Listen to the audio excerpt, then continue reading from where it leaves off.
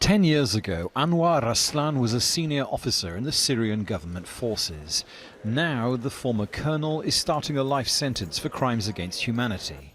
Convicted by a German court of multiple counts of murder, torture and sexual violence, all carried out during his time in charge of the Al-Khatib prison near Damascus. The defendant was a part of a system. At his instigation, thousands of civilians were brutally tortured. He's also responsible for a murder of at least 27 people. The evidence we put forward proved that unambiguously. Raslan defected to the Syrian opposition in 2012, before eventually coming to Germany 2 years later, where he was granted asylum.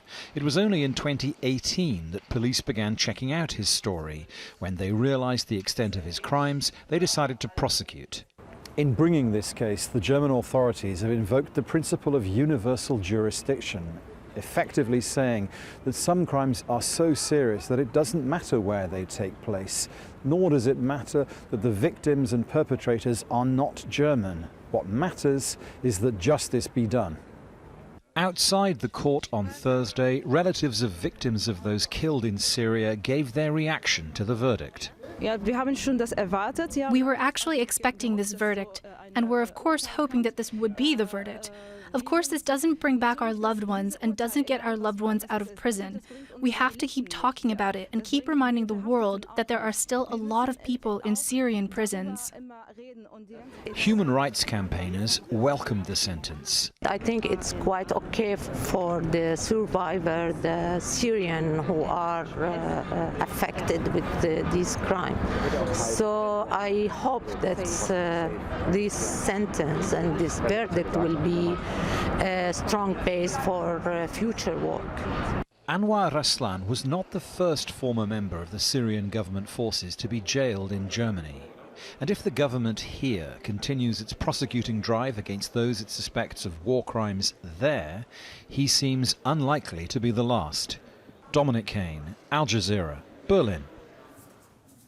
Well, Patrick Croker is the lawyer representing the joint plaintiffs in the Anwar Raslan case. He's also a senior legal advisor with the European Centre for Constitutional and Human Rights. He joins us live now from Koblenz in Germany, and it's good to have you with us, Patrick. You represented the victims of torture.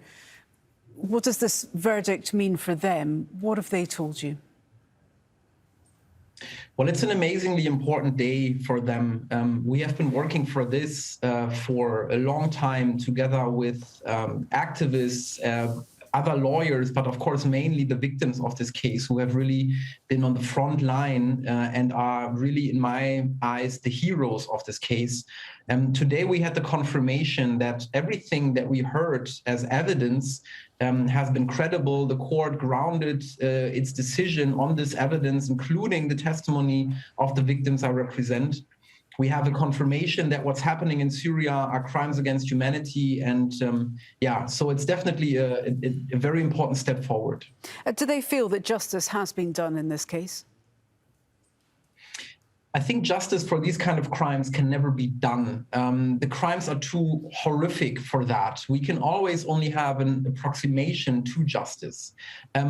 What this represents is a step, and it's not even a huge step, but what is important is that it is a step in the right direction. And I think the direction is what matters here. We need to continue with these steps so that we get ever closer to justice, which, again, we will probably never achieve because the crimes have been too massive.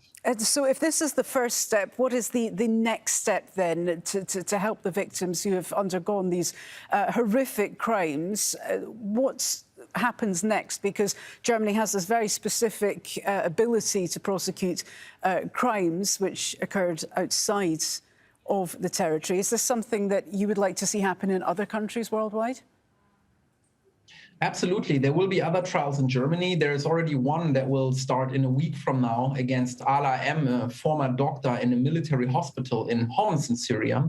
But as you rightly said, we really want also other countries to step in. Universal jurisdiction is a principle in international law. So every country in the world can, in theory, prosecute these crimes. And that's what we hope for. And what we also hope for is that there are more arrest warrants like we have already, for example, against Jamil Hassan, head of the Syrian Air Force Intelligence, or Ali Mamlouk, against people that are still in Syria and this is important to mention, are still committing these crimes today. These are the steps that must follow, and we will definitely not stop here, but we will pursue these steps. Do you worry that this case and this verdict rather won't be accepted globally, because we have seen on the international level any efforts to try and rein in this conflict, to rein in these abuses ongoing, do tend to get vetoed by China, Russia, and so on? Yes, absolutely. That's the reason why the International Criminal Court couldn't get active. And I'm not expecting, the Syrian or Iranian government, to follow up on extradition requests, for example, for these criminals. However, what we have now is we have a verdict that is based on 2 years of extensive evidence hearing, evidence that was presented to a panel of 5 judges, that was questioned by the accused and his defense lawyers.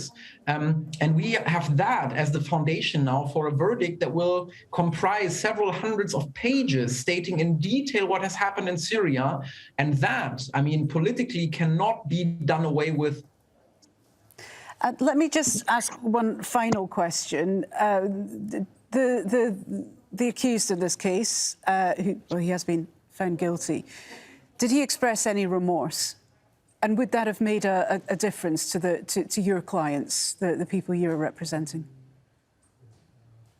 I'm sorry, I had a problem technically here. Could you briefly repeat the question? I'm sorry, I was just asking, in terms of what happened in court and the verdict was read out, was there any remorse shown?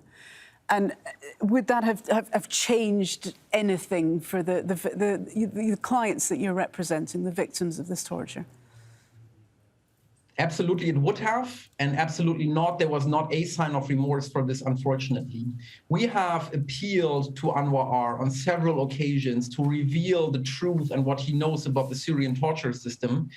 What the victims have gotten from him instead was a very general finger pointing towards everyone in the hierarchy above him and everybody in the hierarchy beneath him, but really claiming that he had hardly any responsibility at all.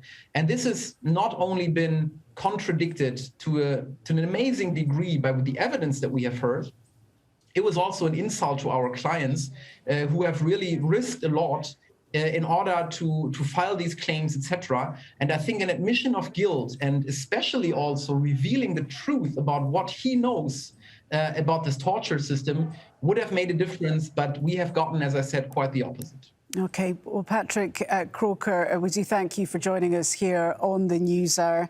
Thank you very much indeed for putting forward the case from your clients, and hopefully this will be one step towards closure for them. Thank you very much.